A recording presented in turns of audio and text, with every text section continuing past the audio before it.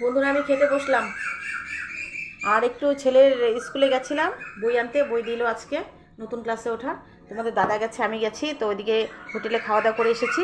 আর এখন মা যে একা একাই ভাত খাচ্ছে, বাড়িতে তো কেউ নাই, তো একা একাই ভাত খাচ্ছে। তো মায়ের সাথে একটু বসলাম আর ভাবছি যে একটু, মা জোর করলো খেতে, তো ভাবছি যে একটু মাছ দিয়ে, ভাজা মাছ দিয়ে মুড়ি খাই।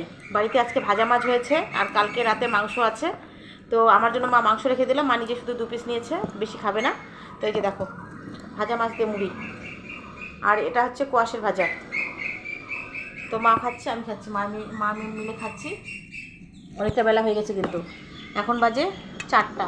আর মার আজকে অনেক কাজকর্ম ছিল বাড়িতে, আমি তো ছিলাম না, একটু হেল্প করতে পারিনি মাকে। আর বইগুলো নিয়ে আসলাম। তোমাদের দাদা আমাকে এখানে পৌঁছে রেখে চলে গেল বাড়িতে না, অফিসে গেছে।